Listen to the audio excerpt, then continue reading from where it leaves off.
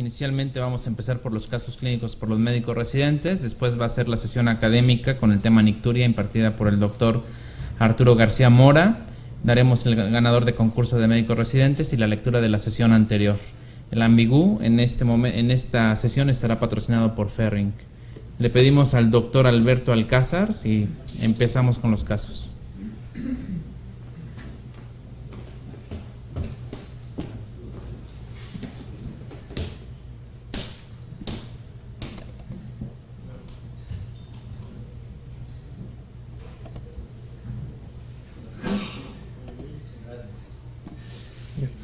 Buenas noches, yo soy Alberto Alcázar Quiñones y les voy a presentar el siguiente caso.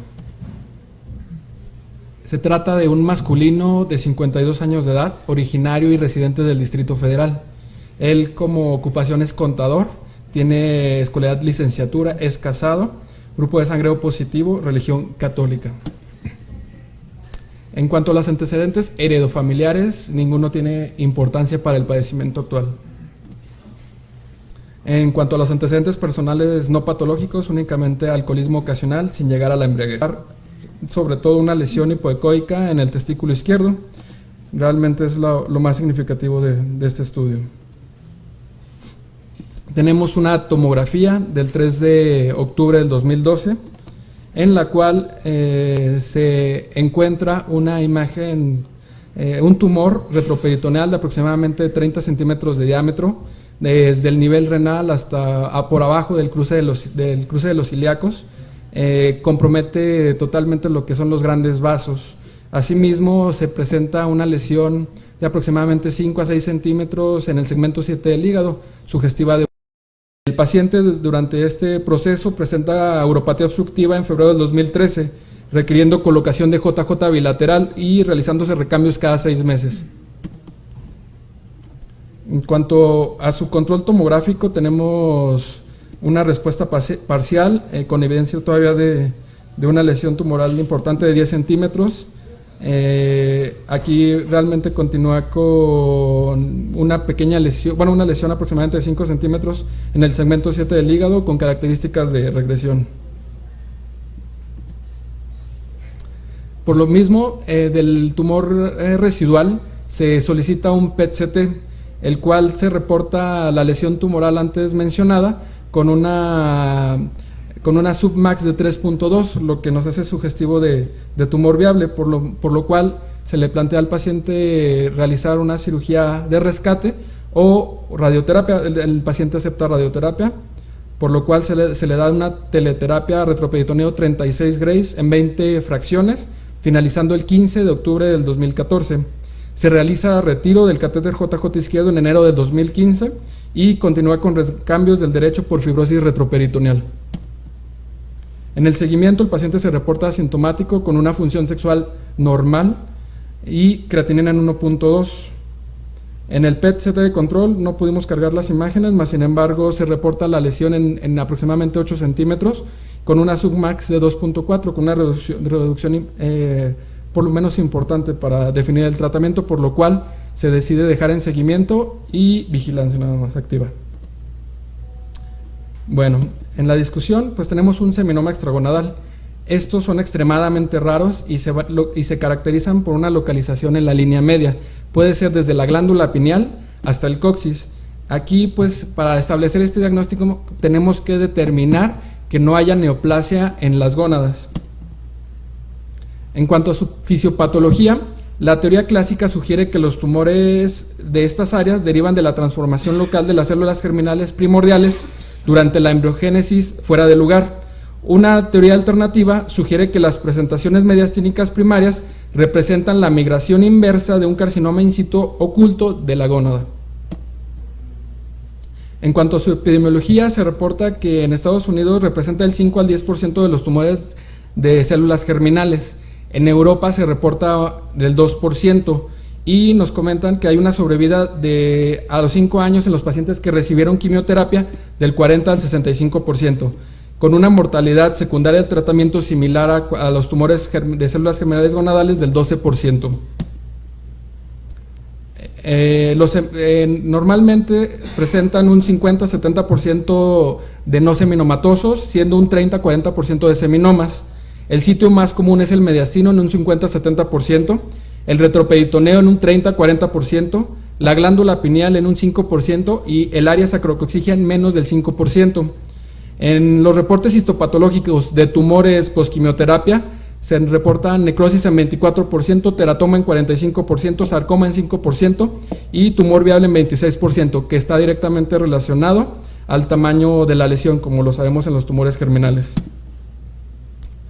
En cuanto a la clínica, pues va a depender obviamente del sitio del tumor. En nuestro caso, que era retroperitoneal, generalmente se manifiestan con tumor abdominal con presencia o sin presencia de dolor, dolor lumbar, pérdida de peso. Asimismo, en un caso se ha reportado eyaculación retrógrada.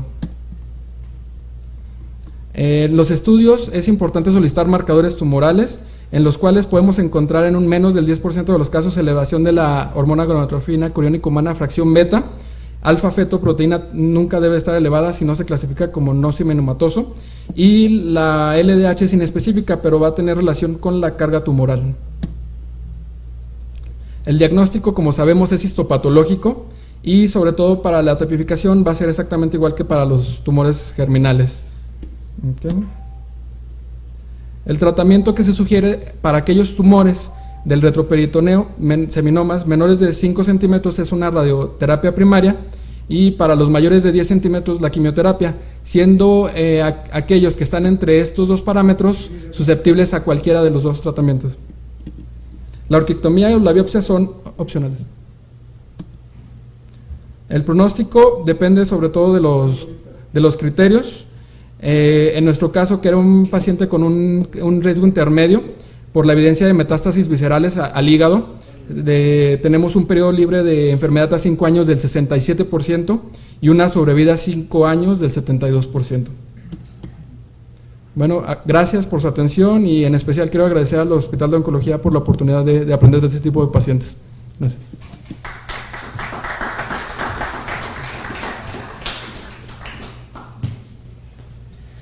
Le pedimos al doctor Víctor Noé Cervantes con el siguiente caso.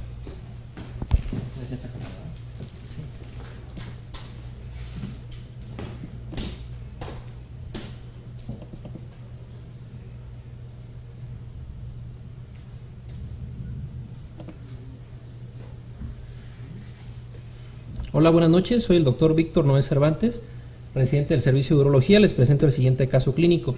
Se trata de un masculino de 68 años de edad, originario del Estado de México y residente del Distrito Federal, de ocupación campesino. Nuestro paciente no presenta antecedentes serofamiliares de importancia, niega tabaquismo, niega etilismo. Dentro de sus antecedentes personales únicamente destaca la enfermedad renal crónica de origen idiopático de 7 años de diagnóstico, tratado mediante injerto renal de donador vivo, le donó su hijo de 30 años de edad. Y dentro de sus antecedentes quirúrgicos, en el 2006 se le colocó un catéter de diálisis peritoneal que utilizó hasta el 2007, cuando recibió el injerto de parte de su hijo.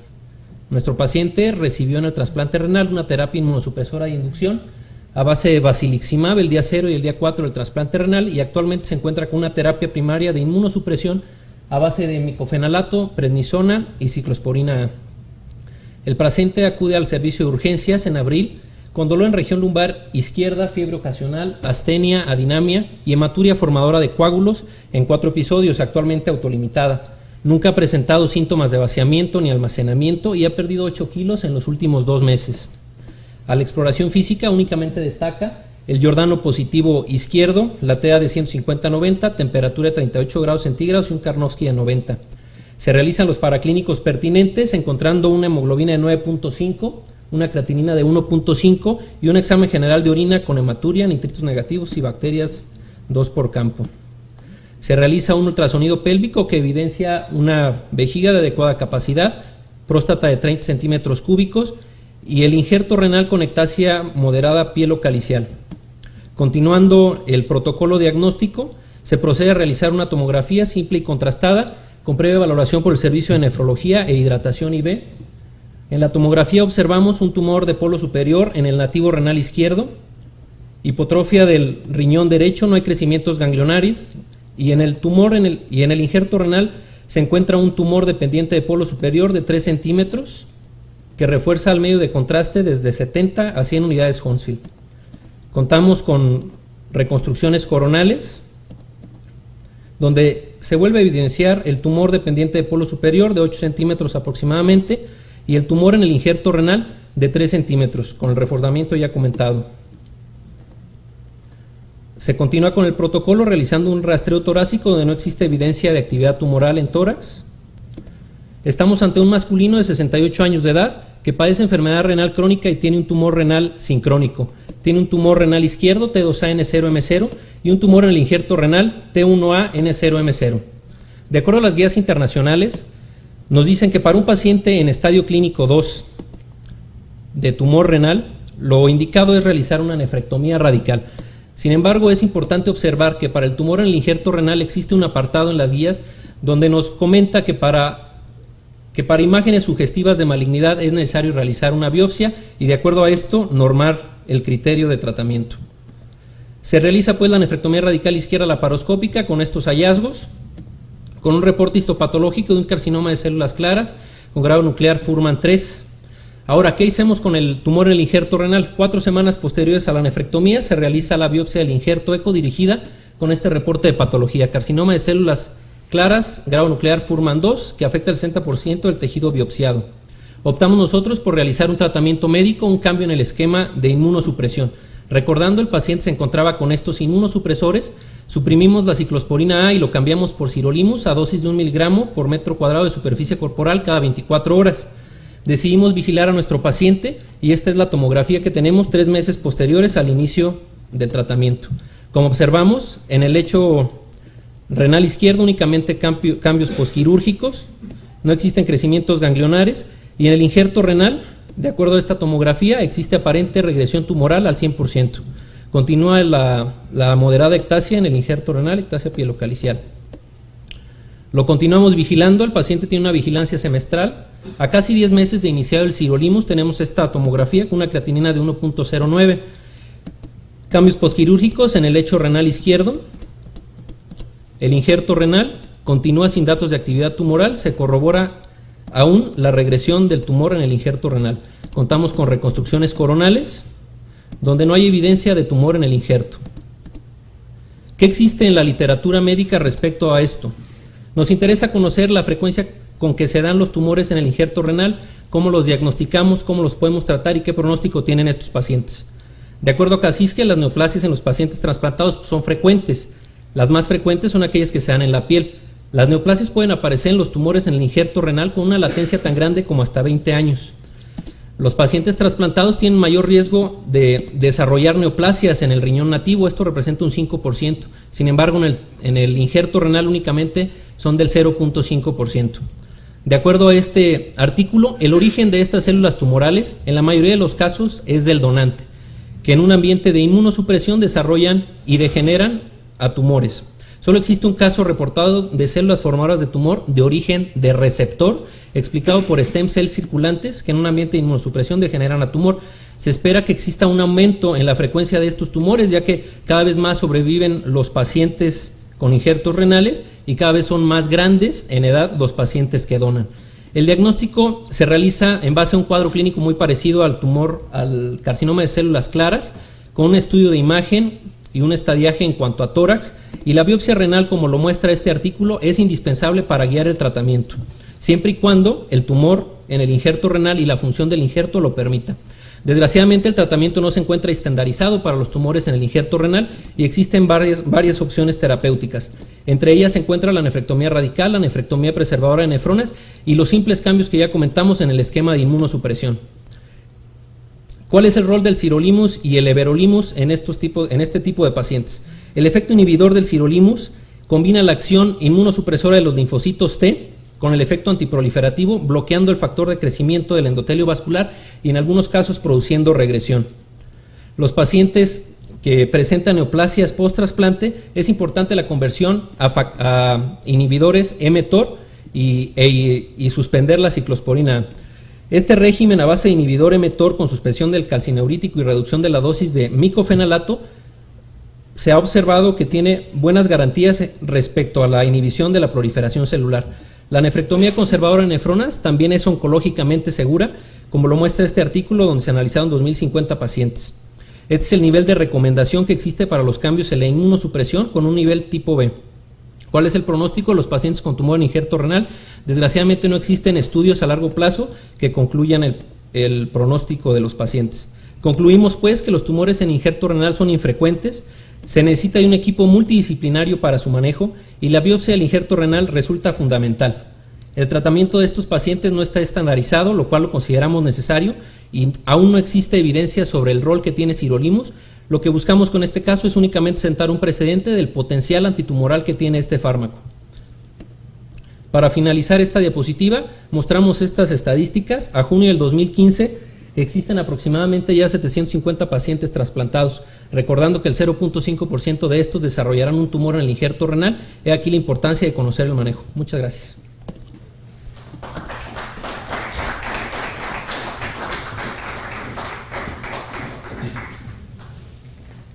Gracias, doctor Cervantes. Le pedimos al doctor Rafael Sandoval para el siguiente caso.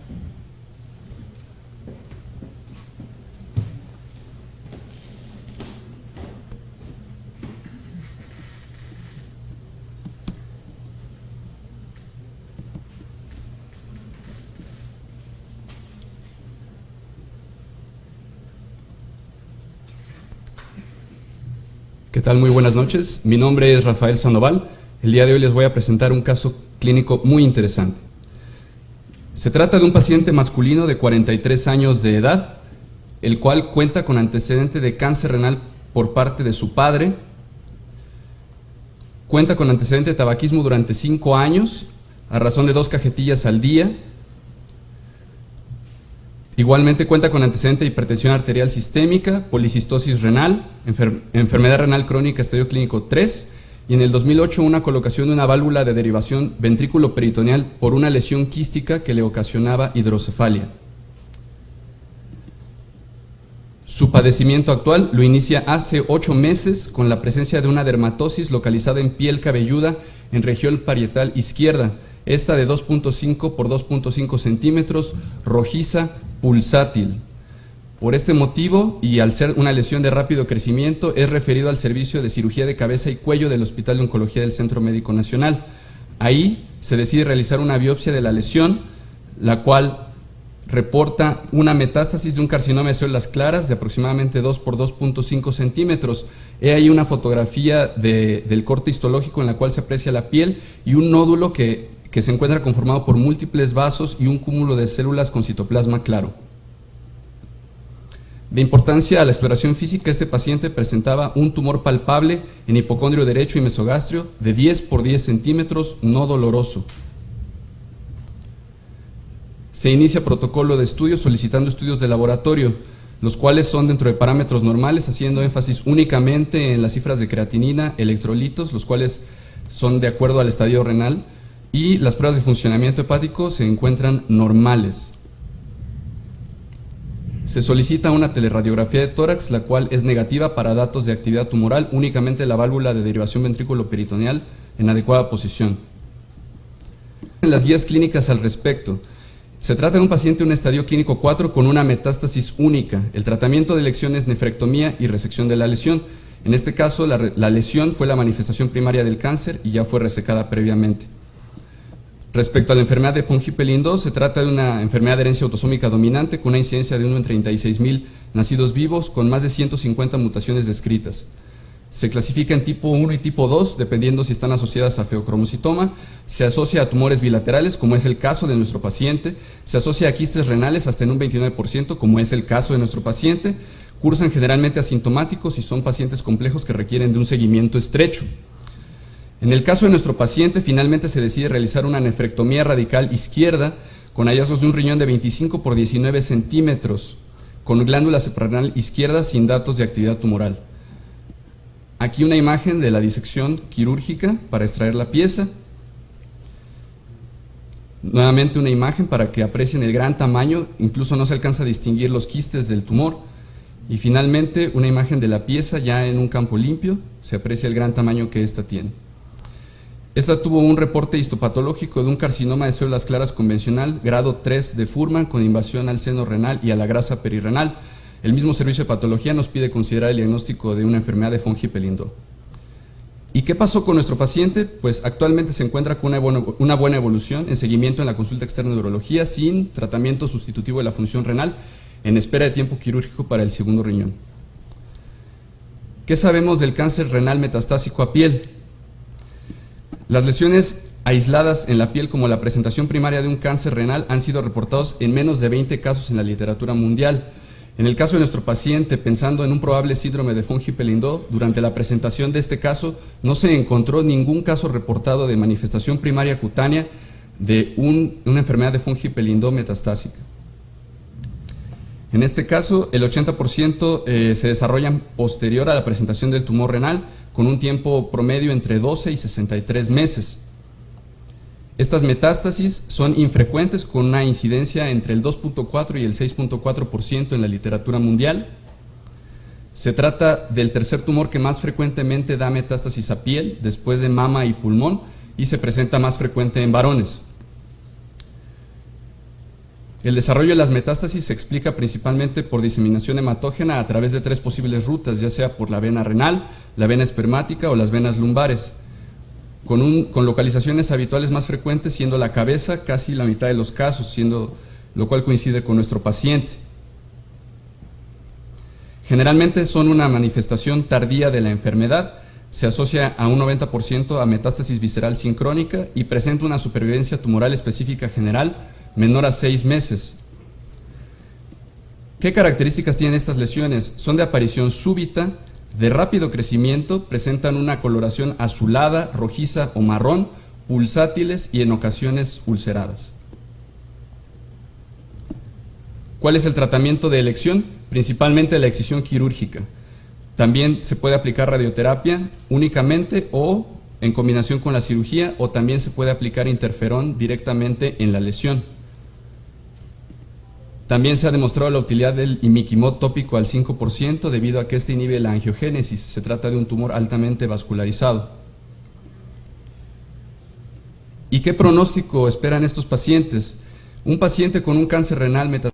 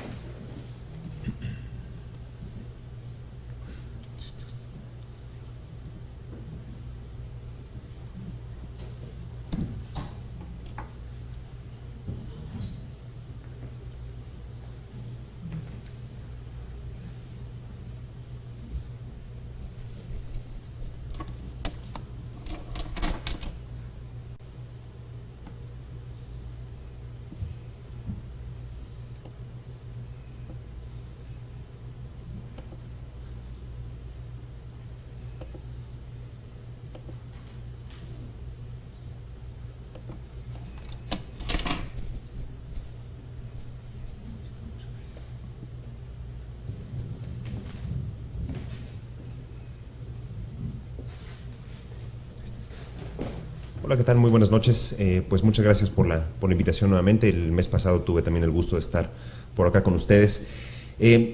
Pues espero que esta sesión les sea interesante, les sea de utilidad. A mí particularmente es uno de los temas que más me gusta hablar, porque creo que es uno de los temas más comunes y de los que probablemente menos conscientes estemos de la importancia y de la fisiopatología y de las nuevas modalidades de tratamiento que existen. Y como ven desde el título de la plática, pues es nocturia, el síntoma urinario menos urológico. ¿Por qué elegí este tema para la plática? Porque probablemente como algo significativo, y de aquí la confusión que existe, es aquel que se levanta 2 o más veces. ¿Y por qué existe esta diferencia? Porque aquel paciente, como ustedes pueden ver aquí en esta gráfica, vean cómo el paciente, perdón, aquí todavía no les aparece, ¿no? Las dos primeras gráficas es aquel paciente que no se levanta o el que se levanta una vez. Y vean cómo el porcentaje de hombres que llegan a presentar esto y que califican su sueño como pobre sueño en la parte de acá, como que tienen fatiga durante el día y que en general tienen un decremento en la sensación de bienestar durante el día, Esto aparece a partir de los pacientes que se levantan más de 2 veces en la noche, es decir, 2 o más veces. El paciente que se levanta una vez tiene parámetros muy parecidos en cuanto a calidad de vida de aquel paciente que no se levanta ni una sola vez.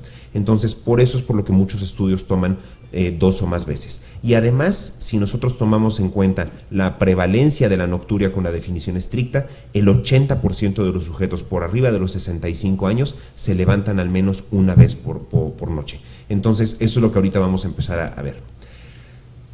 ¿Qué sucede con la calidad de vida? La calidad de vida en pacientes que no tienen nocturia, vean cómo la califican en un 90.6 en una escala del 0 al 100, siendo 100 la mejor calidad de vida, 0 la peor calidad de vida. Aquellos pacientes, todos estos tienen síntomas urinarios, pero vean el impacto que tiene en la calidad de vida la presencia de nocturia agregada a los síntomas urinarios que ya conocemos. Entonces, de aquí la importancia sobre la calidad de vida. Y cuando nosotros tomamos en cuenta el impacto que tiene sobre la calidad de sueño, vean cómo en la gráfica roja tenemos con la nocturia como la representante de qué tan frecuente llega a afectar el sueño cada uno de estos factores. Y vean cómo en aquellos pacientes que tienen prácticamente siempre o todas las noches, la causa más común que les afecta el sueño en más allá del 50% de los casos es la nocturia. De ahí en fuera, dolor, cuidar a otra persona, otros problemas de salud, la tos, el reflujo gastroesofágico, todos estos tienen una importancia mucho menor, y en aquellos pacientes que no tienen ninguna afección en el sueño, que es la gráfica que se encuentra hasta acá, la nocturia es realmente muy poco prevalente. Entonces, es uno de los síntomas que más afectan la calidad del sueño todas las noches del paciente. Entonces, cuando nosotros empezamos a hablar de esto, la importancia que adquiere el sueño o los ciclos del sueño para nosotros poder entender cómo tratar la importancia de nuestros objetivos con la nocturia, tenemos que recordar un poco lo que es el sueño, y probablemente esto lo vimos durante la carrera y se nos ha olvidado mucho a lo largo del tiempo. Vamos a dedicar un par de diapositivas para repasar cómo es el sueño. El sueño está constituido básicamente por 2 etapas, el sueño REM y el sueño no REM. El sueño REM está dividido en etapa 1, 2 y estaba dividido en 3 y 4, pero ahora se agrupan en una sola etapa, que son la 3 y 4, y aparte tenemos el sueño de movimientos oculares rápidos. Estos ciclos se repiten aproximadamente 3 a 6 veces por cada noche, y cada uno de ellos tiene una etapa de 90 a 120 minutos. La etapa más corta es la etapa 1, es la etapa de sueño muy superficial, dura 3 a 5 minutos, el paciente realmente no está ni soñando, no está recuperando absolutamente nada, y en el momento en el que le hablemos al paciente inmediatamente se va a despertar. Dura, como le repito, únicamente 3 a 5 minutos. La etapa 2 es la más importante de todas en cuanto a tiempo, representa el 50% del tiempo total de sueño y realmente no tiene ningún papel importante. Es decir, en la etapa 1 y 2 se nos va la mitad del tiempo de la noche y no estamos descansando.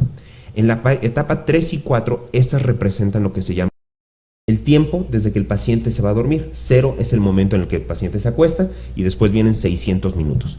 Vean aquí, en este caso están ejemplificados 5 ciclos de sueño. Y vean cómo en los primeros, es decir, en los primeros 60 minutos o en los primeros 240 minutos, el tiempo que pasamos en etapas 3 y 4, que está ejemplificado en el eje de aquí de la derecha, en el eje de las X, en el eje de las Y, perdón, vean cómo el tiempo que pasamos en etapas 3 y 4 es mucho más prolongado que el que pasamos en etapa REM. Sin embargo, después de los 240 minutos, y esto es asumiendo que el paciente durmió de corrido toda la noche, vean cómo las etapas REM se van haciendo cada vez más prolongadas, es decir, soñamos más en las últimas etapas del sueño y es cuando tenemos más descanso psicológico, pero el descanso fisiológico lo logramos en las primeras horas de sueño. Y esta es una de las cosas más importantes que tenemos que recordar cuando pensemos en el tratamiento del que vamos a hablar ahorita más adelante. Entonces, regresando ya, ahora sí, a nocturia.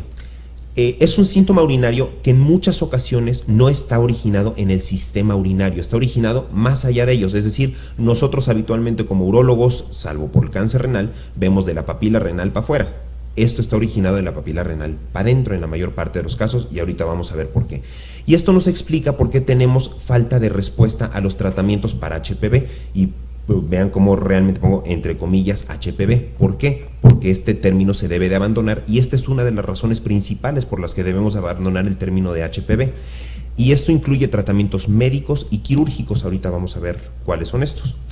¿Cuál es la prevalencia de nocturia? Y en esta gráfica se ejemplifica muy bien por qué tenemos que abandonar HPV y sobre todo cuando estamos hablando de nocturia. Vean cómo en las dos líneas de hasta arriba, la azul y la roja, tenemos nocturia definida como 1 o más episodios y en las líneas verde y morada tenemos definidas como 2 o más episodios. En la línea verde tenemos a mujeres y en la línea morada tenemos a hombres. Vean cómo por debajo de los 39 años tenemos una prevalencia que oscila entre un 15 y un 17%. Es muy parecido entre hombres y mujeres. Y vean lo que ocurre cuando nuestra famosísima próstata empieza a crecer, pues también a las mujeres les empieza a crecer la próstata porque también empiezan a tener un incremento en la prevalencia de nocturia, muy parecida que la que tienen los hombres. Y después de los 60 años, nuevamente los dos géneros suben a la par, hombres y mujeres. Por lo tanto, esta es la razón por la que por más RTU que le hagamos al paciente, el paciente se va a seguir levantando en la noche, porque hay una causa en común de hombres y mujeres. ¿Cuál puede ser esta causa en común? Riñones o vejiga, que ahorita vamos a entrar un poquito a eso. Y esta es la prevalencia en el estudio Epilots, que son básicamente países europeos. Hicimos una encuesta en nutrición en donde tenemos a más de 1050 pacientes y la prevalencia que encontramos de nocturia, esta está en proceso de publicarse, la nocturia definida como un solo episodio, tiene una prevalencia en México por arriba de los 40 años, esto es únicamente en hombres, que es lo que estudiamos, es 72.4%. Y cuando lo reducimos a 2 episodios, 63.4%. Es decir, nuestra diferencia no es tan dramática como la que podemos ver acá, que sí cambia mucho entre un 70% y un 35% en sujetos de edad avanzada en países europeos. Con nosotros, cuando hicimos más laxa la definición de nocturia, realmente no hubo un cambio tan importante, solamente se redujo un 9%, es decir, la mayor parte de los mexicanos que nos levantamos, que tenemos nocturia, lo hacemos al menos 2 veces por la noche, no es tanta la diferencia. Vamos a hablar rápidamente, y aquí sí me movió un poquito la diapositiva. Esta gráfica probablemente ya se las he presentado, quizás hace un año que también tuve la oportunidad de estar por acá. Este es cómo hemos ido avanzando en nuestro conocimiento de los síntomas del tracto urinario bajo. Desafortunadamente les digo, me comieron parte de la diapositiva, pero bueno, créanme que hasta arriba dice crecimiento prostático y esto era lo que nosotros entendíamos. El crecimiento prostático me generaba obstrucción al tracto de salida. Esto es lo único que nosotros sabíamos en los 70 y por lo tanto teníamos que operar al paciente y se le iba a quitar todo su problema. Después nos dimos cuenta cuando aparecieron los alfa bloqueadores que no solamente era el tamaño, sino que también era el tono de la cápsula prostática que me generaba obstrucción al tracto de salida. Nos dimos cuenta que la obstrucción al tracto de salida me generaba cambios en la vejiga, pero creíamos que en hombres estos cambios en la vejiga siempre eran secundarios a obstrucción. Es decir, el paciente que tenía urgencia, el paciente que tenía nocturia, sí tenía un problema en la vejiga, pero el problema de la vejiga era secundario a obstrucción. Ahora sabemos que estos cambios en la vejiga se dan en hombres y mujeres y están dados por cambios en la perfusión pélvica, que es lo que les voy a preguntar de una vez. Están dados por cambios en la perfusión pélvica que generan cambios en el funcionamiento y en la estructura molecular de la vejiga. Y esto disminuye la fuerza de contracción de la vejiga, la hace más irritable por denervación sensitiva. Por lo tanto, eso genera cambios de vejiga hiperactiva independientemente de la presencia de obstrucción al tracto de salida, y además identificamos las causas de poliuria nocturna como la causa principal de nocturia, y por eso es que hoy en día hablamos de síntomas del tracto urinario inferior y no de hiperplasia prostática, porque no nos podemos quedar únicamente con los cuadros morados de allá, vamos a hablar de todo el tracto urinario inferior y especialmente en esto. ¿Cuál es la relevancia de cambiar este término? Si seguimos pensando que esto es únicamente un problema prostático, vean lo que sucede después de una RTU. La probabilidad de mejoría de la urgencia urinaria es del 70%, la probabilidad de mejoría de la frecuencia incrementada es del 60% y lo más importante, sobre todo para términos de esta plática, es que la probabilidad de mejoría de la nocturia después de hacerle una RTU a un paciente es únicamente de un 43%, es decir, menos de la mitad de los pacientes van a mejorar de este síntoma que probablemente sea uno de los síntomas que más le están molestando. ¿Por qué? Volvemos a lo mismo, porque no está originado en la próstata. ¿Cuál es la correlación clínico-urodinámica con la nocturia? Vean cómo aquí separamos nocturia, sí se correlaciona con la presencia de hiperactividad del detrusor, es decir, sí tiene una correlación buena, estadísticamente significativa, pero cuando nosotros buscamos la correlación entre nocturia y obstrucción al tracto de salida, no existe tal. Es decir, después de que nosotros hacemos una urodinamia de un paciente con nocturia, no tenemos por qué encontrar obstrucción. La podemos encontrar porque como algo que también está ocurriendo al mismo tiempo, pero no es una causa de nocturia. Entonces, ahora sí, ¿cuáles son las causas de nocturia? Si ya vimos que no es la próstata, ¿cuáles son las causas de nocturia? Realmente son estas tres. Estas son las causas más importantes de nocturia. La primera es poliuria global, y la poliuria global puede estar dada por diabetes, por polidipsia primaria o una poliuria global psicogénica. Ahorita vamos a entrar un poquito a cada una de ellas. ¿Cómo definimos poliuria global? Como la presencia de una diuresis en 24 horas de más de 2.8 litros. Ese es en general como definimos nosotros poliuria global, o más de 40 mililitros por kilogramo de peso. La segunda causa de nocturia, y este es el responsable del 80% de los casos de nocturia, es la poliuria nocturna, que ahorita esta sí nos vamos a detener un poquito más. Esta puede ser idiopática, puede estar causada por apnea del sueño, puede estar causada por insuficiencia renal, insuficiencia cardíaca o insuficiencia venosa. Y la tercera causa de nocturia es una baja capacidad vesical nocturna, es decir, las dos primeras están originadas en los riñones y la tercera está originada en la vejiga. Y ahorita vamos a ver cuáles pueden ser estas. Dentro de estas puede ser vejiga hiperactiva, puede ser aquí sí el hombre que tenga grandota la próstata y tenga orina residual incrementada y que la vejiga tenga un comportamiento inadecuado por la alta presión que está manejando para el vaciamiento por el crecimiento prostático. Aquí sí, este es el 40% de pacientes que sí pueden mejorar con un RTU, que les pueden mejorar la nocturia, o por trastornos del sueño. Entonces, probablemente uno de los estudios más importantes que deberíamos estar pidiendo en todo paciente que tiene síntomas del tracto urinario bajo, y principalmente en aquel paciente en quien predominan los síntomas de almacenamiento, y aquí está bien definido en las guías europeas de urología de este año, es el diario miccional. Y el diario miccional es un estudio extremadamente barato que nos cuesta 2 hojas, imprimirlas e interpretarlas. Probablemente por lo que no lo pedimos es o porque no sabemos interpretarlo o porque nos da flojera, porque la verdad es que la interpretación del diario miccional no es nada más verlo, es hacerle cálculos, y ahorita les voy a enseñar la hoja que hemos desarrollado en nutrición, que es muy parecida a la que se desarrolló ahora ya en Inglaterra, pero ya aprobada por la Sociedad Internacional de Continencia como el diario miccional, digamos, oficial, ¿no? Que es el que podemos abarcar todo. ¿El diario miccional qué es? Es un registro de volúmenes y frecuencia, tanto de diuresis como de ingesta de líquidos. Es muy diferente que la tabla de frecuencia-volumen. La tabla de frecuencia-volumen, que probablemente es la que más hacíamos aquí en México, únicamente incluye en qué momento el paciente va al baño y el volumen que orina. El diario miccional ya nos incluye también hábitos de ingesta. Ahorita vamos a ver los ejemplos.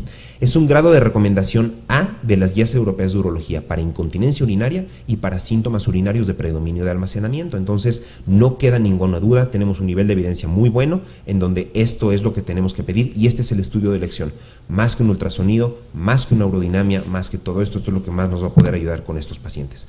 ¿Cuánto tiene que durar? Antes decíamos que 7 días. Ahorita, hace más o menos un año, salió un estudio en la Revista Europea de Urología, en donde se analizó la diferencia entre 3, 4, 5 y 7 días, y en realidad, 1, 2, 3, 4, 5 y 7 días, y en realidad días 1 y 2 sí puede haber una variación importante.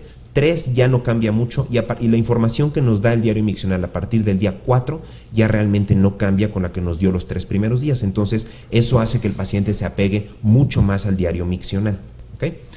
¿Qué le vamos a analizar al diario miccional? Y esto es a lo que me refiero, no es únicamente verlo y decir, sí es cierto, se orina mucho, sino son fórmulas que le tenemos que analizar, y todo esto es lo que nosotros vamos a ver. Primero que nada, la frecuencia, es decir, cuántas veces orina el paciente en el día.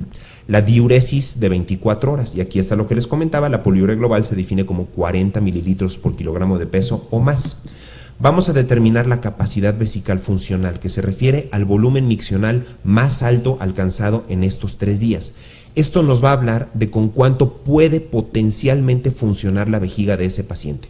A lo mejor nosotros podemos ver que todos sus volúmenes son de 200, 250, pero si por ahí tiene una capacidad de 600, esa vejiga tiene un potencial de 600 mililitros. Entonces, eso es lo que nosotros definimos como la capacidad vesical funcional.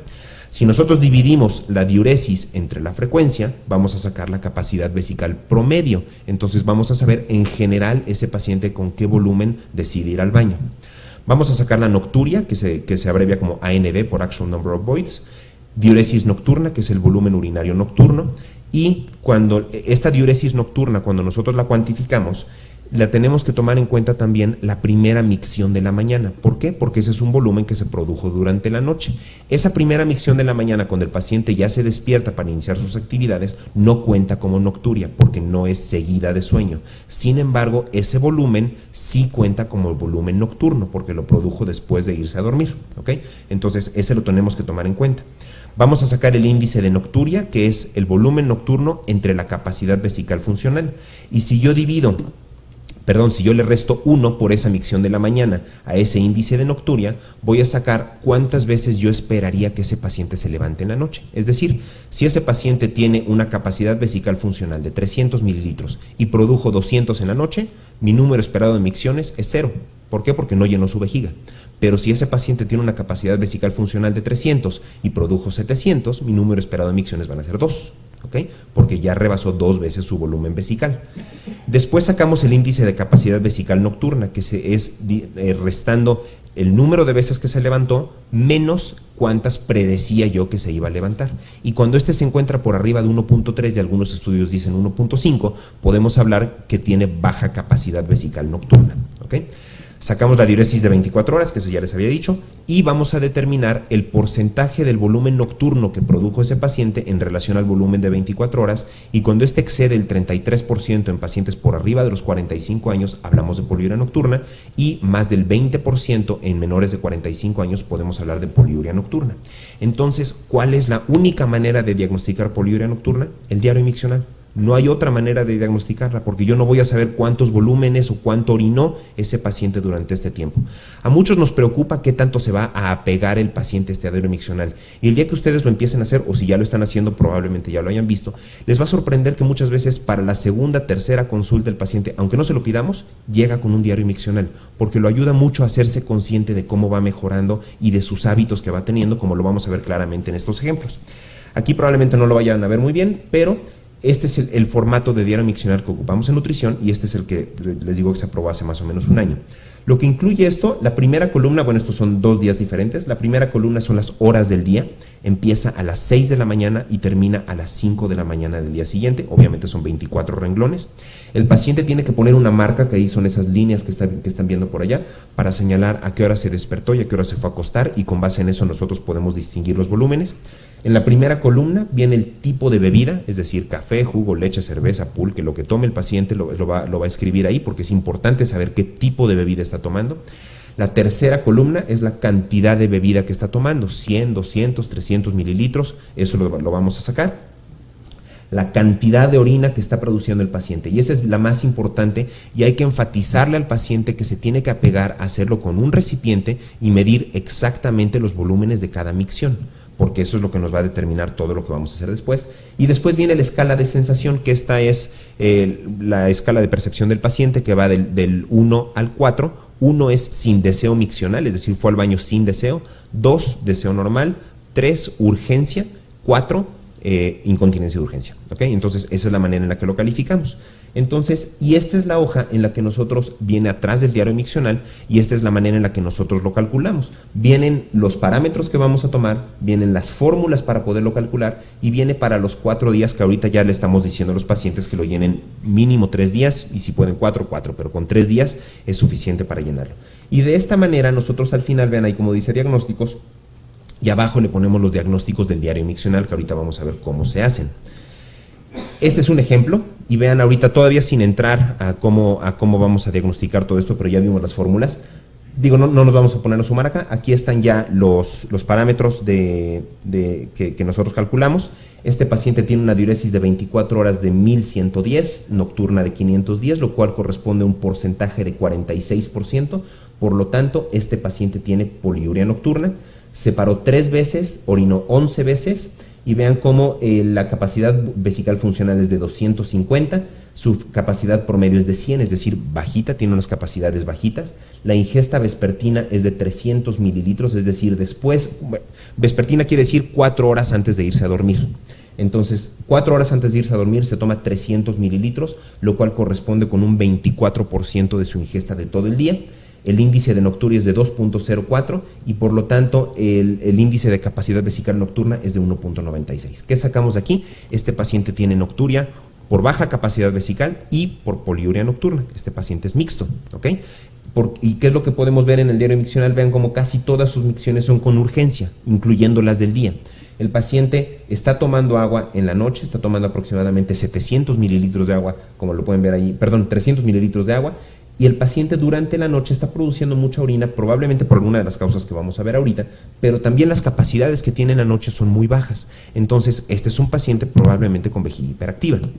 Diferente a este otro caso que les voy a poner por acá, Vean cómo también el índice de capacidad vesical nocturna allá está en 5, pero vean cómo la capacidad vesical promedio de este paciente está en 200 mililitros prácticamente, y todas sus micciones son con sensación de 1, es decir, el paciente no tiene urgencia.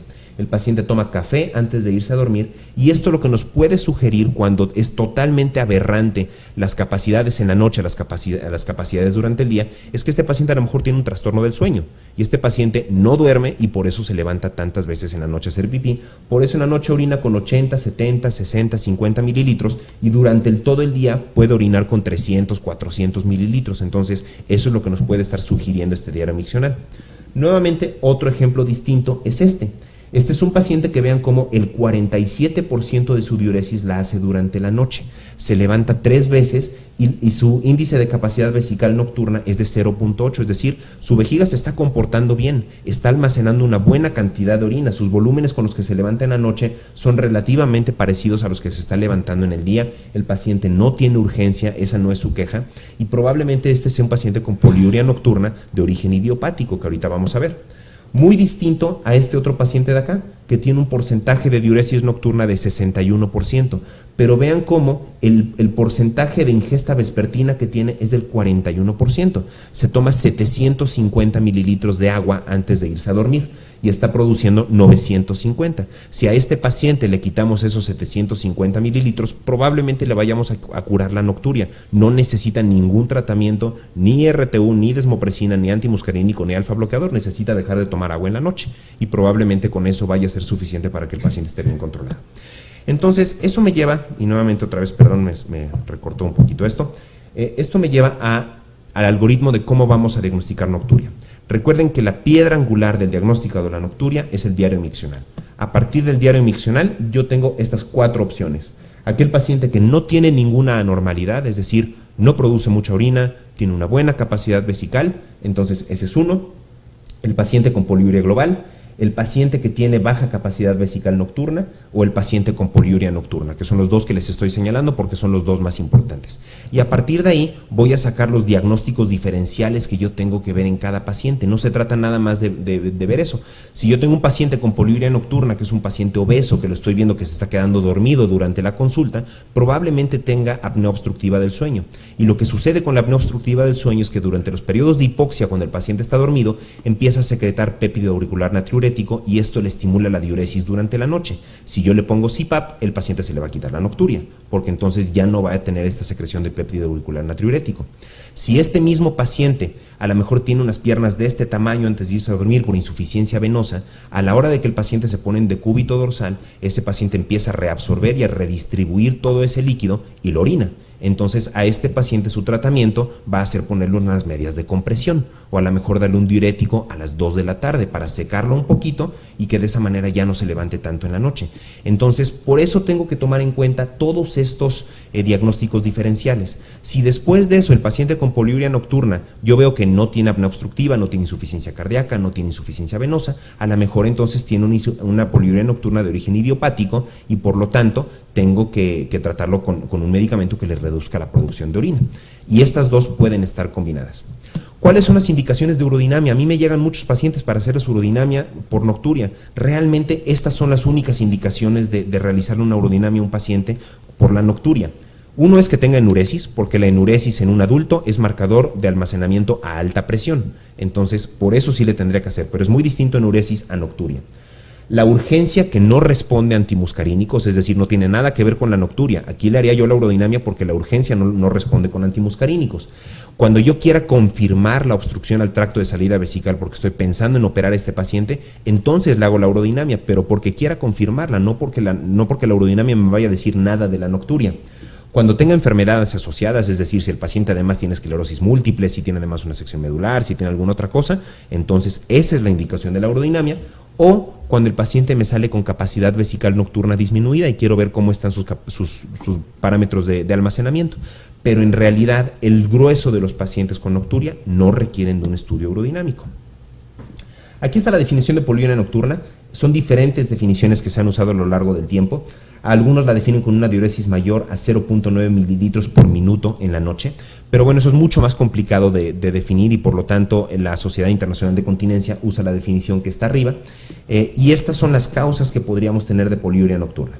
La primera es diuresis por agua, es decir, que el paciente esté sacando demasiada agua por los riñones, y en la mayor parte de los casos esa va a ser primaria o idiopática, o puede ser secundaria o conductual, es decir, el paciente que les enseñé que se tomaba 1 litro de agua antes de irse a dormir tiene poliuria nocturna por agua, no es por ningún tipo de soluto, es porque tiene mucha agua, pero porque tomó mucha agua.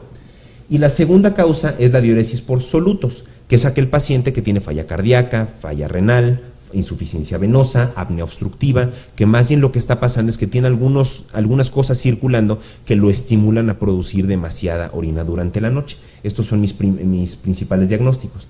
La poliuria nocturna está presente hasta en el 40% de los hombres. Probablemente alguno de nosotros aquí tenga poliuria nocturna, aunque no tengamos nocturia.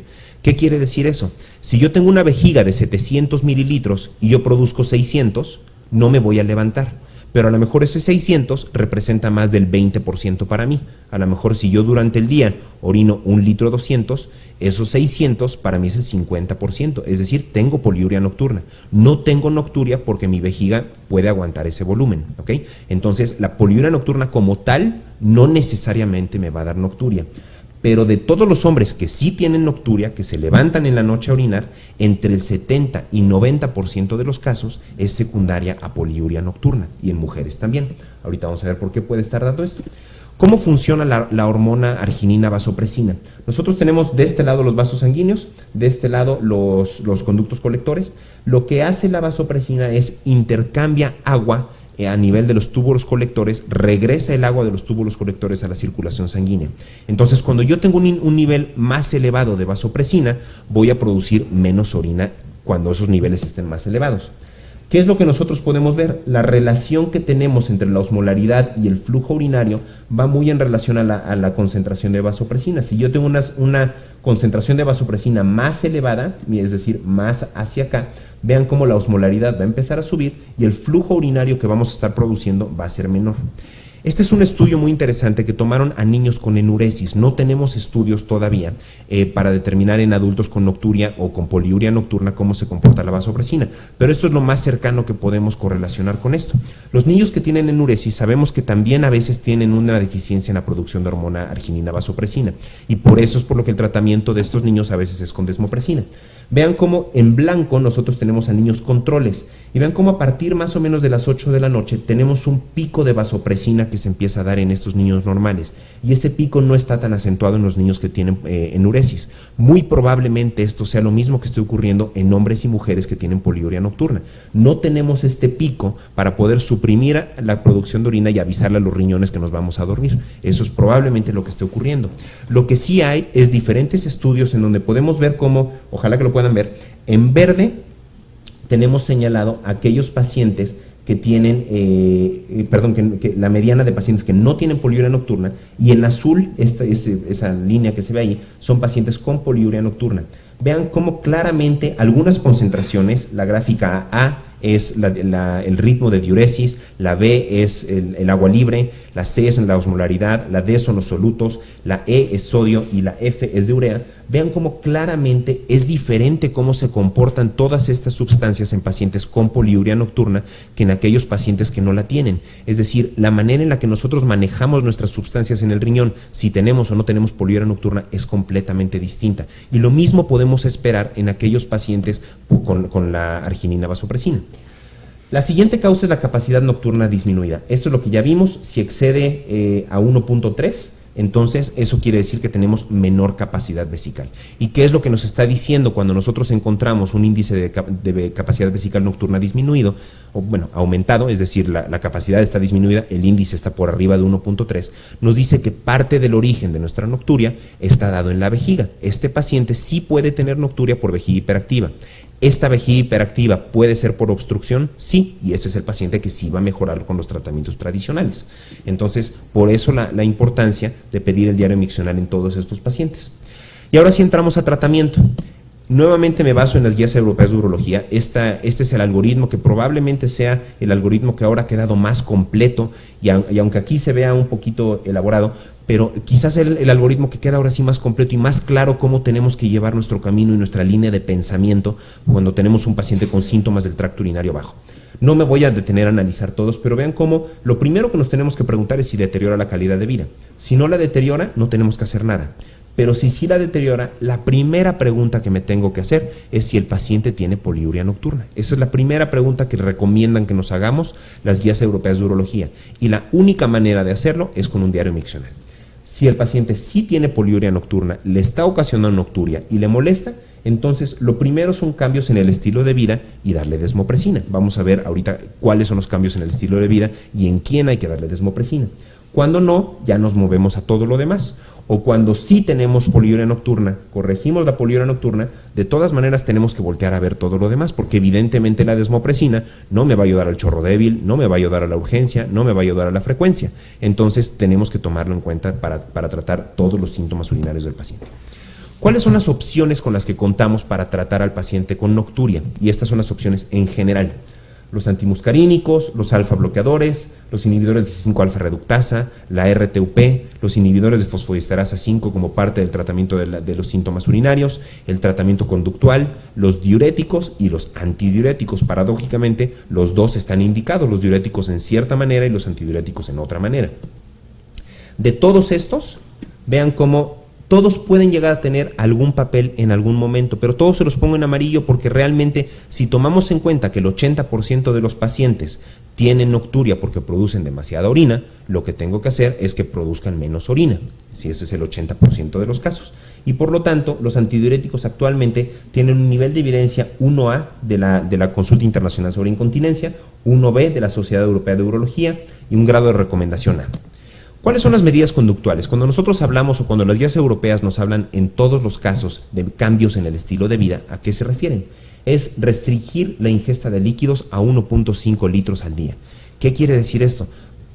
Esta semana tuve un paciente que me llegó a urodinamia que se quejaba de frecuencia incrementada, que iba 17 veces al día al baño y cuando veo su diario miccional el paciente tomaba 8 litros y medio de agua durante el día. Pues evidentemente qué bueno que va 17 veces al día al baño. Entonces, lo primero que tenemos que hacer es restringirle la ingesta a 1.5 a 2 litros. No necesitamos más esas modas de Bonafont de que tienes que traer tu botella todo el tiempo. En realidad, tenemos que tomar agua cuando tenemos sed. No necesitamos tomar más agua a menos de que tengamos litiasis. Eso ya será otra cosa, ¿no? Tenemos que ajustar medicamentos. Si el paciente se toma 40 miligramos de furosemida a las 8 de la noche, pues se va a levantar en la noche a orinar porque se está tomando un diurético. A lo mejor le movemos ese diurético a las 2 de la tarde. Entonces, esa es otra cosa que tenemos que hacer. Decirle al paciente que orine justamente antes de irse a dormir. Que el paciente limite las bebidas cafeinadas, especialmente después de las 5 de la tarde, ponerle medias de compresión si el paciente tiene edema periférico, sugerirle una siesta vespertina para que suba las piernas antes de irse a dormir y reabsorba o redistribuye el edema periférico, es otra medida. Y la última es conocimiento de la enfermedad. Y creo que para eso sirve mucho el diario miccional. El paciente que llena su diario miccional se hace mucho más consciente de sus hábitos, se hace mucho más consciente si es cierto, si estoy tomando más café, si es cierto, estoy tomando mucha agua en la noche. Entonces, esto los ayuda mucho a poder enfrentar su enfermedad.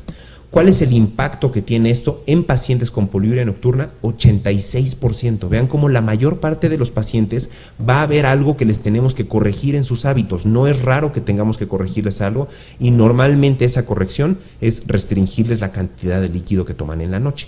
Entonces, esa es una de las cosas que tenemos que hacer en todos los pacientes.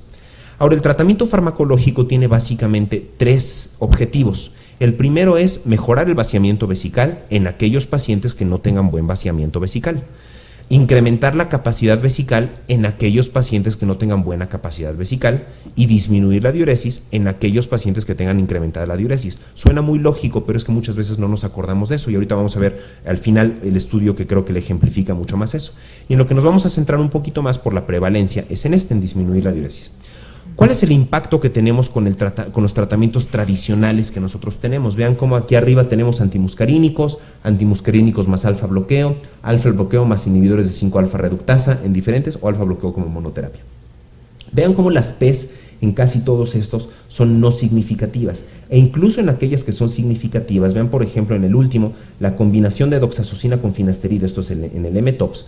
Vean cómo la reducción que tenemos en el número de micciones durante la noche es de 0.53, es decir, se levantan media vez menos para ir al baño con la terapia combinada.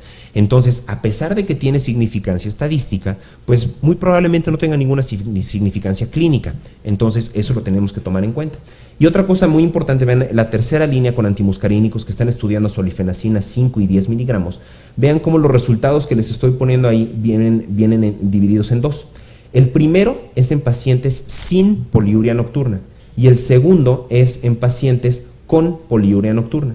Entonces vean cómo aquellos pacientes que tienen una reducción significativa es aquellos pacientes que no tenían poliuria nocturna. Es decir, si yo tengo un paciente con nocturia que no tiene poliuria nocturna, me puede responder con antimuscarínicos. Si el paciente tiene poliuria nocturna, no tiene ningún caso que se lo dé porque no estoy atacando la causa que realmente lo tiene.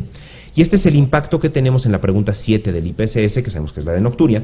Vean cómo con los diferentes tratamientos, este es placebo, y vean cómo en general todos se quedan muy parecidos que lo que tenemos con placebo. Incluso la RTU, el paciente, basal contra el post-tratamiento sí tiene una mejoría significativa, pero se sigue levantando en la noche. Entonces, ¿cuál tiene que ser nuestro enfoque del tratamiento en el paciente con nocturia? Uno es el número de micciones. Sí, es muy importante reducirle la cantidad de veces que se levanta en la noche. Pero regresando a las primeras diapositivas que vimos, tenemos que enfocarnos en el tipo de sueño que queremos que tenga ese paciente. El impacto que tiene la nocturia es mucho en productividad y mucho en la fatiga que tiene durante el día. Y si recordamos las primeras diapositivas, las etapas del sueño que a mí me interesa incrementarle a este paciente son las etapas 3 y 4, que es el momento en el que el paciente realmente va a tener un descanso fisiológico. Entonces, por eso surge este concepto, que es el primer periodo de sueño ininterrumpido. Si el mejor sueño lo alcanzo en los primeros 240 minutos de la noche, pues tengo que buscar que el paciente duerma 240 minutos seguidos. Eso es lo que yo tendría que buscar y ese es el enfoque que tenemos hoy en día. Vean cómo el número de micciones que tiene el paciente, vean cómo reduce significativamente el sueño N3. Cuando tiene 0 a 1 micciones por la noche, el paciente pasa 62 minutos en sueño N3. Cuando tiene más de 2 micciones en la noche, tiene 40 minutos y esto es con significancia estadística. Entonces esto es el número de micciones. Pero vean, quizás lo más importante es esto. Cuando el paciente tiene la primera micción durante los 2 primeros ciclos, pasa durante toda la noche 37 minutos en la etapa N3. Y cuando la tiene después de los 2 primeros ciclos, el paciente logra pasar 56 minutos en la etapa N3. Entonces esto es lo que nosotros tenemos que buscar. ¿Cómo lo vamos a lograr? Ya vamos a hablar de la terapia antidiurética. La hormona angiolina vasopresina se sintetiza en las neuronas magnocelulares en la neurohipófisis y esta está regulada por la osmolaridad plasmática, como veíamos hace ratito. Y la desmopresina es un análogo sintético que salió en 1974. Inicialmente se ocupaba más para diabetes insípida y después para enuresis y ahora recientemente se le ha dado un impulso mucho más importante para nocturia. Y si ustedes van al Congreso de la Sociedad Internacional de Continencia, yo creo que el 30% del Congreso es de nocturia. Realmente es uno de los temas más importantes de los que se está hablando. Esta lo que hace es incrementa la reabsorción de agua mediante la estimulación de los receptores B2 en los túbulos distales. ¿Cuáles son las presentaciones que tenemos? En los cuadritos de colores son las actuales, son las que hoy tenemos y es una presentación sublingual. Y les pongo las presentaciones antiguas, que es de 0.1, 0.2 y 0.4 miligramos, que son las tabletas orales que el paciente se tenía que tomar, que esas ya deberían de estar afuera del mercado. Y esa es la equivalencia que tiene con las actuales, con las sublinguales. En México tenemos 60, 120 y 240 microgramos y ojalá que el año que entra tengamos 30 microgramos. Ahorita vamos a ver por qué queremos tener 30 microgramos. Esta es la dosis respuesta que nosotros alcanzamos y vean cómo tenemos 10, 25, 50 y 100. Entonces aquí les pongo una línea más o menos en los 60 microgramos, que es la dosis más bajita que tenemos nosotros en México. Vean cómo a partir de los 25 microgramos es en donde el porcentaje de respondedores del 33% se empieza a incrementar. Pero el primer periodo de sueño ininterrumpido se empieza a incrementar desde los 25 microgramos. Y esto va dosis-respuesta. Y por supuesto que también el volumen total y el volumen nocturno tiene un efecto dosis-respuesta mientras vamos incrementando la dosis. Entonces, ¿cuál es el impacto que tiene esto sobre placebo? Y les pongo tantos colores, en verde es lo que realmente es muy importante y es bueno, en rojo es lo que es malo y en amarillo es lo que tenemos que tener precaución. El número de micciones con 50 microgramos se reduce contra placebo en menos 1.18, ya es bastante más que lo que tenemos con el otro, y cuando lo subimos a 100 microgramos ya es en menos 1.43. Desafortunadamente hay muy pocos estudios con 240 microgramos. Yo les puedo decir que no tengo ningún paciente con 240 microgramos. La mayor parte de los pacientes me jalan con 60 o con 120 y con eso los tengo perfectamente bien controlados. No he tenido necesidad de subir hasta allá. El porcentaje de respuesta del 33% lo alcanzamos en el 70% de los casos cuando ya estamos con dosis de 100 microgramos. Y quizás lo más peligroso y lo que más preocupa es lo que está en rojo, el riesgo de hiponatremia. Y más o menos de hiponatremia grave es el 4% de los pacientes que lo van a poder tener. Globalmente, el 9% pueden llegar a tener hiponatremia de cualquier tipo. Y el impacto que tenemos sobre el primer periodo de sueño ininterrumpido, vean cómo con dosis de 100 microgramos, la diferencia contra placebo es de, placebo son 39 minutos. ¿Por qué tenemos ese efecto placebo? Porque cuando le damos el placebo al paciente, también le decimos que deje de tomar agua después de las 6 de la tarde. Pero vean cómo la diferencia entre placebo y 100 microgramos es realmente abismal en ese primer periodo de sueño ininterrumpido, que es lo que estamos buscando con estos pacientes. Respondemos distinto hombres y mujeres. Los hombres necesitamos una dosis más alta, las mujeres con dosis más bajas les va bastante bien, y por esto es por lo que les digo que necesitamos la tableta de 30 microgramos, porque desafortunadamente sí he tenido mujeres en quien no les puedo dar la desmopresina. No hay manera de dárselas porque con 60 microgramos se me bajan a 124 de sodio. Se los tengo que suspender y les tengo que manejar alguna otra cosa. Entonces con la de 30 microgramos vamos a tener esa ventaja, que probablemente ya tengamos un riesgo mucho menor. Vean cómo con 25 microgramos el impacto que nosotros tenemos en primer periodo de sueño ininterrumpido es de 50 minutos más contra placebo. Y en hombres con 50 microgramos tenemos también alrededor de unos 40 minutos más en el primer periodo de sueño ininterrumpido. Entonces podemos dar dosis más bajitas. Y por eso les digo que 240 microgramos en realidad nunca lo he tenido que usar, nos podríamos quedar con dosis mucho más bajas. ¿Cuál es el riesgo real de hiponatremia? Pues también va en relación a la dosis. Vean cómo hiponatremia grave de menos de 125 se llega a dar hasta en el 3% cuando usamos dosis de 100 microgramos, y cuando tomamos en cuenta hombres y mujeres con dosis más bajitas, 50 y 75, ya estamos hablando de 2%, 3%, y en mujeres con 25 microgramos no tenemos ese riesgo de hiponatremia grave. Entonces esa es la importancia de escoger la dosis adecuada. No se puede partir la dosis, la tableta que tenemos de 60 microgramos, no es factible partirla. Y hiponatremia leve, hasta el 9% de los pacientes la pueden llegar a hacer con dosis ya más o menos altas de 120 microgramos. Estos pacientes no necesariamente se las tenemos que suspender, hay que restringirles un poquito más los líquidos, que eso es lo que viene aquí. Siempre les tenemos que restringir los líquidos a los pacientes al prescribirles desmopresina. Así como les decimos al paciente que 4 horas antes dejen de tomarla, al paciente que le vamos a dar desmopresina es todavía más importante, porque si el paciente toma mucha agua antes de tomarse la desmopresina, va a tener dilución plasmática y por lo tanto va a tener hiponatremia. Entonces el factor más importante para que el paciente no tenga hiponatremia es restringirle líquido. ¿Cómo vamos a monitorear el sodio? Yo, como normalmente lo hago, les doy la desmopresina, una semana después les tomo niveles de sodio, si están bien se los repito al mes y después cada 3 meses. Y cada que le ajusto la dosis, es decir, si le tengo que subir la dosis, repito este patrón, a la semana, al mes, a los 3 meses. Esa es la manera en la que yo los estoy siguiendo. Es importante que los orienten en cuanto a los efectos adversos, sobre todo a los familiares. Hay que decirles que si están desorientados, que si tienen cefalea, en ese momento suspendan el medicamento y se hagan un sodio. Eso es lo que tenemos que estar monitoreando de cerca. Y hay que tener mucho cuidado con pacientes por arriba de los 80 años. Son los que más pueden llegar a hacer este tipo de problemas, y en general yo no la uso en pacientes con deterioro cognitivo, porque no me voy a dar cuenta hasta que el paciente me haga paro cardiorrespiratorio de que realmente están teniendo hiponatremia, porque no vamos a poder distinguir los cambios en la conducta que les genera la hiponatremia. Entonces tengan cuidado con pacientes de edad avanzada. Eso es lo que yo normalmente no los uso. Y este es el último estudio que les quiero presentar, ya casi terminamos. En donde vean, creo que aquí va a quedar muy claro, y también se me recortó un poquito. Este es un estudio únicamente hecho en hombres, todos ellos con un Qmax por debajo de 15, que tengan nocturia de 1 o más, tienen un IPSS total de más de 13, un IPSS de almacenamiento de más de 5 y un IPSS de vaciamiento de más de 7. El criterio era que eran pacientes que ya habían recibido alfa bloqueador y que no habían respondido con el alfa bloqueador, y en total teníamos 435 pacientes. A estos pacientes se les dio un periodo de lavado de 2 semanas y después asignaron a 2 grupos, y cada uno de estos grupos las primeras 4 semanas volvieron a recibir tamsulosina 0.2 miligramos, porque son pacientes que estaban en Japón, que esa es la dosis que usan de desmopresina por allá. Después al grupo A se le dio tamsulosina más solifenacina 5 miligramos, y a las 8 semanas se les quitó la solifenacina y se les dio desmopresina. Y en el grupo B, al revés, fue tamsulosina, a las 4 semanas tamsulosina más desmopresina, y a las 8 semanas les quitan la desmopresina y les dan antimuscarínico. Y vean, estos son los resultados. Aquí les voy a aislar primero el grupo A. El grupo A, recuerden que son los pacientes que primero basal, eso es lo que tenían. Semana 4 es el efecto únicamente del alfa bloqueador. Semana 8 es cuando se les dio el antimuscarínico, y semana 12 es cuando se les dio la desmopresina. En rojo les estoy señalando los que nosotros esperaríamos que mejoraran. Los dividieron en pacientes con poliuria nocturna, con capacidad nocturna reducida y pacientes mixtos. ¿A qué paciente yo espero que le respondan con antimuscarínico? Al paciente con capacidad nocturna disminuida, por eso está en rojo. Y vean cómo sí, el índice de capacidad vesical nocturna bajó de 1.3 a 0.9.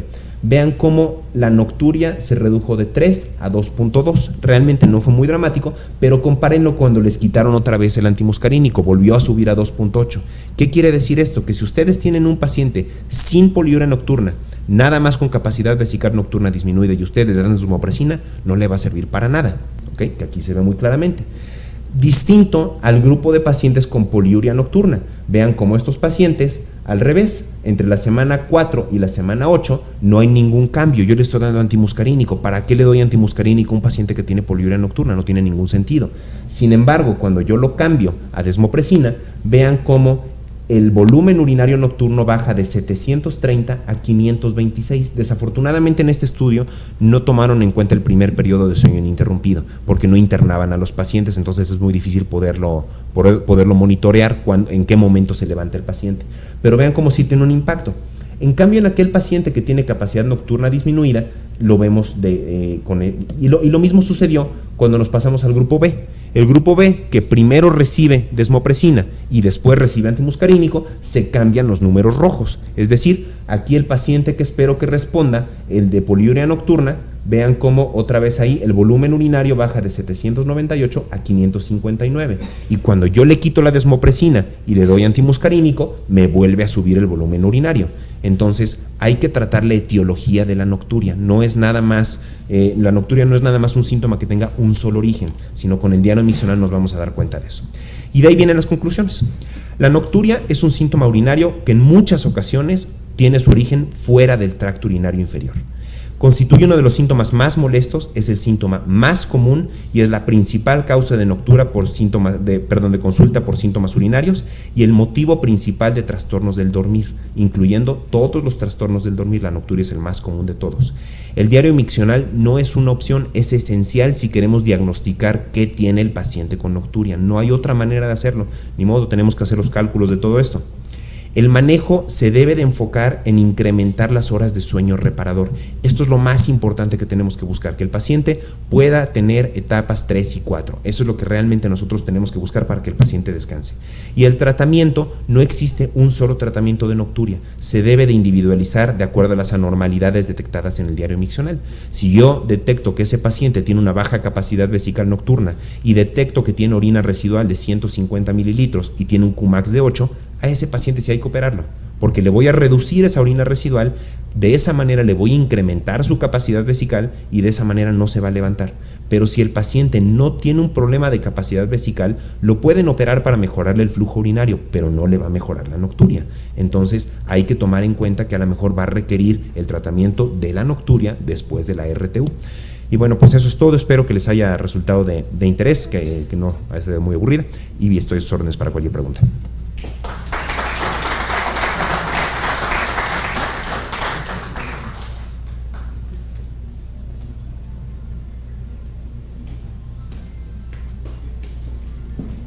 Doctor García Mora, muchas gracias.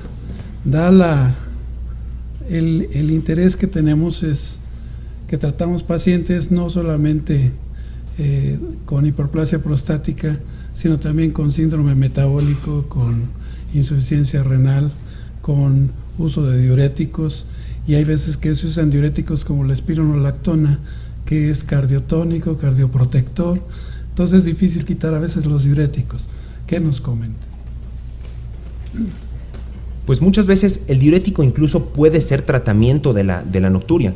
Si yo le doy un diurético al paciente a la 1 de la tarde, lo que voy a provocar es secarlo para que a las 8 de la noche ya no tenga mucho de dónde sacar orina. Entonces, a veces lo que tenemos que jugar es con el horario en el que le vamos a dar el diurético. O por ejemplo, el paciente que recibe beta bloqueador, el beta bloqueador me puede reducir un poquito la capacidad de la vejiga. Entonces, a lo mejor ahí sí, hablar con el cardiólogo, ver si existe alguna otra opción terapéutica para manejarle la taquicardia, los síntomas por hipertiroidismo o la hipertensión arterial, si es que esa es la indicación, y tratar de cambiarle el medicamento. A veces va a ser difícil, a veces no se le va a poder suspender el medicamento, a veces el paciente requiere del diurético 2 veces al día y pues sí va a ser un poquito complicado poderlo manejar. Quizás lo único que vamos a poder hacer ahí es decirle al paciente que no va a mejorar independientemente del tratamiento que hagamos, porque la nocturia es consecuencia de su enfermedad cardiovascular y que no podemos mejorarle eso. Si lo vamos a operar de una RTU, es importante decirle que le vamos a mejorar el flujo urinario, pero que el paciente no entre a quirófano pensando que ya no se va a levantar en la noche a orinar si nosotros detectamos que orina el 50% de su volumen en la noche, por la razón que sea. Ojalá que se lo podamos corregir, pero como usted dice, doctor, desafortunadamente a veces no será posible. ¿Algún otro comentario? Doctor Ureta. Sí, buenas noches. Muy interesante la exposición. Inicio con un cuestionamiento en el sentido de que nosotros, a lo mejor es por cuestión de tiempo, los urólogos de años atrás empleamos el término, esto semántico, más que nocturia, nicturia. Está muy literalmente traducido nocturia del inglés a nocturia del español. Nosotros en México desde muchos años escucho nocturia, más que nocturia. No tiene tanta importancia, es cuestión de solamente semántica, como dije. Lo otro es que realmente es muy interesante la idea, esto lo sabemos los que trabajamos con los cuestionarios de frecuencia-volumen, pacientes que van a urodinamia.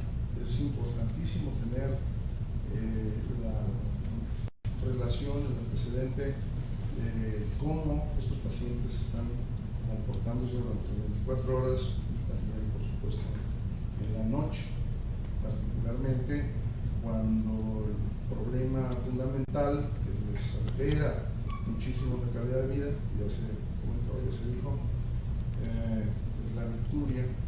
Entonces hay que hacer un análisis muy exhaustivo, como aquí se escribió de manera excelente. A veces el problema es que el propio paciente, y en parte se dijo, como se van a casa, no cumplen con las especificaciones de una hoja de frecuencia o volumen muy complicada.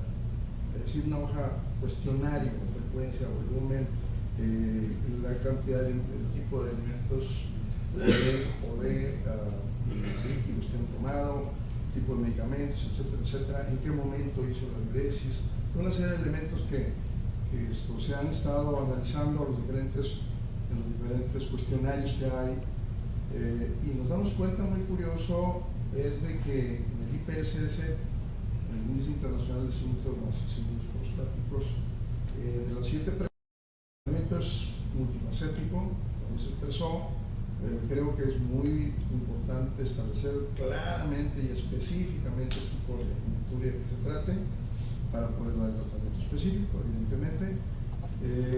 Y lo que sin duda hay que tener mucho cuidado, porque nosotros manejamos pacientes de más edad, de los 60 años y arriba de 65 años, y la hiponatremia es cuando vamos a utilizar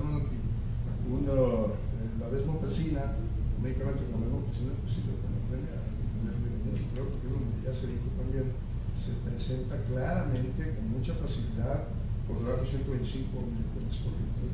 Por eso hay que estar muy, muy cuidadosos. El último punto es, bueno, hay medicamentos que ahora han salido, que podrían ser de alguna utilidad, aparte de los ya listados claramente en la exposición.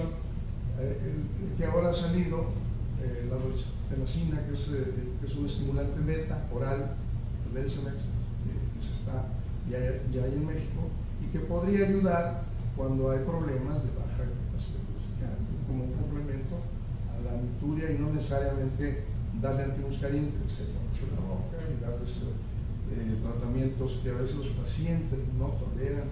Dice, bueno, sí, ya no digo tanto en la noche, cuando es el caso de bajar de buena capacidad y poliuria, que les da un antidiurético mezclado con un antimuscarínico, pues aquí podría emplearse, a lo mejor si no tiene un problema cardiovascular, se comentó un estimulante beta. En fin, es excelente la exposición. Me parece que debemos todos los urólogos tener muy claro que es una entidad nosológica práctica. Bueno, es una expresión de muchas entidades nosológicas, la nicturia, deberíamos de considerar con mucho más cuidado de lo que actualmente consideramos. Claro. Muchas gracias, doctor. Digo, brevemente, nada más quisiera, la primera cuestión de nocturia, nicturia, es algo que yo también lo abordé desde el principio, cuando empecé a meterme a este tema. No existe ninguna de las dos en el diccionario de la Real Academia, entonces nocturia o nicturia, las dos están mal o las dos están bien, porque ninguna existe en el diccionario. La razón por la que yo me incliné por nocturia es porque hablamos de noche, de nocturno. Entonces, por eso es por lo que yo me parece, y esa es una expresión totalmente personal, que viene pues un poquito más por ahí. Entonces, la siguiente es, creo que tiene mucha razón, hay que tener mucho cuidado en interpretar los cuestionarios, y tenemos que determinar que a lo mejor sí tiene un problema prostático, sí lo tenemos que operar, pero a lo mejor la nocturia o nicturia no es ocasionada por lo mismo. Entonces, manejarle las expectativas al paciente antes de entrar a cirugía. Y dentro de los agonistas beta 3 que usted comenta, doctor, yo creo que sí es una muy buena opción. El Emcilex es un antimuscarínico, es equivalente a la solifenacina en cuanto al tipo de penetrancia a la barrera hematoencefálica. El único agonista beta 3 ahorita en el mercado que todavía no tenemos en México es el Mirabegrón, que va a llegar el año que entra, llega en marzo, abril del año que entra, ya está en la COFEPRIS, se va a llamar Mivertric y va a llegar en dosis de 50 y de 100 miligramos, que como usted dice, creo que va a ser un medicamento que va a revolucionar nuestro manejo, porque la tasa de abandono de antimuscarínicos es del 40%, y el Mivertric, la tasa de efectos adversos que tiene es prácticamente nula, una de las preocupaciones principales con el Mirabegrón es la seguridad cardiovascular, y todos los estudios ahorita que se han hecho, que son como 12 estudios clínicos controlados, todos muestran seguridad cardiovascular y no ha habido ningún efecto real sobre la función en pacientes con problemas. El efecto sobre frecuencia cardíaca es más o menos de 8 latidos por minuto, el efecto sobre presión arterial sistólica es de 6 milímetros de mercurio. Entonces, en realidad, pinta como para ser un medicamento mágico. Vamos a ver si realmente lo es. Así es japonés. Y vienen dos agonistas beta 3 más que están en investigación, el Solavegrón y el Ritavegrón, que son realmente muy parecidos, que bueno, esos todavía están en fases 3. Pero el año que entra llegará por acá el Mirabegrón, ojalá, y va a llegar más o menos con un 30% de costo más que la solifenacina, que la hace el mismo laboratorio, entonces por eso es más o menos el comparativo, pero creo que va a ser otra opción. Ya hay estudios de nocturia con Mirabegrón en donde tienen un impacto similar a los antimuscarínicos, entonces es igual para el paciente con baja capacidad vesical, como bien decía usted, que nos puede ayudar para mejorar un poquito esa capacidad vesical. El doctor Martínez Romero.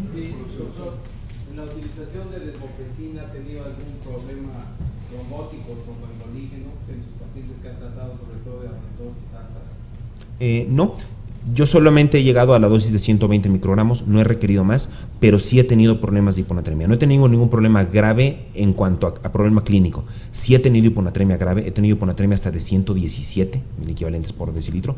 Esto fue en un paciente de 82 años, que bueno, pues sabemos que son los que corren más riesgo. Esto le pasó con 60 microgramos, con una dosis baja. Era un paciente que tenía 9 micciones por noche, con un volumen nocturno de 60%. Le di los 60 microgramos, le bajó de 9 a 2 micciones por noche, pero desafortunadamente el sodio regresó con 117, se lo tuve que suspender y regresó a 9 micciones por noche. Pero pero tuvo una respuesta muy buena, pero no tolerada. Ese es el efecto más grave que he tenido.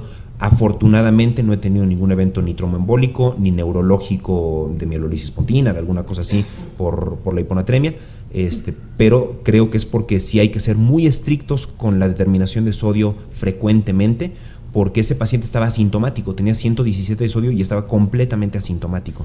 Entonces, si lo hubiéramos dejado así un par de semanas más, pues probablemente hubiera regresado en otras condiciones. Doctor Arturo García Mora, el Colegio Mexicano de Urología agradece a usted el hecho de haber venido a dar su tema de nocturia. Gracias. Muchas gracias.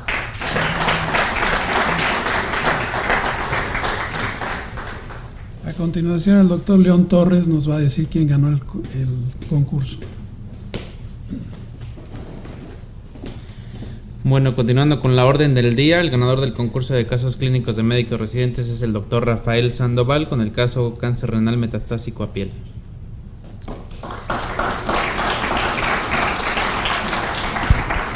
Hacemos la lectura del acta de la sesión anterior. Se realizó sesión mensual del 5 de agosto del presente año con un foro de 78 asistentes entre urólogos y médicos residentes. Hubo transmisión en línea. El ganador del caso clínico fue la doctora Karina Villaseñor Álvarez con el caso metástasis de linfoma vesical. La sesión académica fue impartida por el doctor Arturo García Mora con el tema agua Hagilax, síntoma del tracto urinario bajo, crecimiento prostático. El patrocinio y ambigú de la sesión fue por el laboratorio Lilly. El ambigú del día de hoy es patrocinado por el laboratorio Ferring, entonces les pedimos a los que no son socios pasen de una vez al ambigú para continuar con los asuntos generales. Muchas gracias.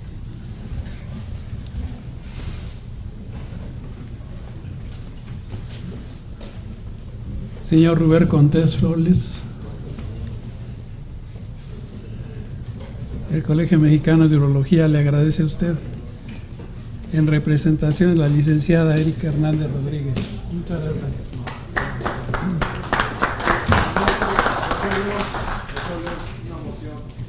Yo creo que hay que estar pasando, aunque la gente ya sabe que es el primer miércoles de cada mes, estar pasando mensajes. Estaban acostumbrados a los mensajes por internet, ya no está sucediendo.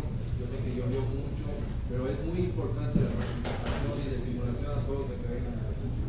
Entonces, si no hay eso, a lo mejor por WhatsApp, por Line o por SMS, lo que quieran, pero hay que seguir pasando mensajes para estimular la asistencia, que realmente es muy pobre y que no debe de suceder. Sí, ha habido ahí unos problemillas en la transmisión porque sí se deben mandar los mensajes. Entonces, si no, a mano, prácticamente pasar mensajes para que la gente asista, se acuerde de que tiene que estar aquí en su colegio. ¿Sí? Claro que sí. Bueno, no sé si tengan algún comentario adicional al que nos hace el doctor.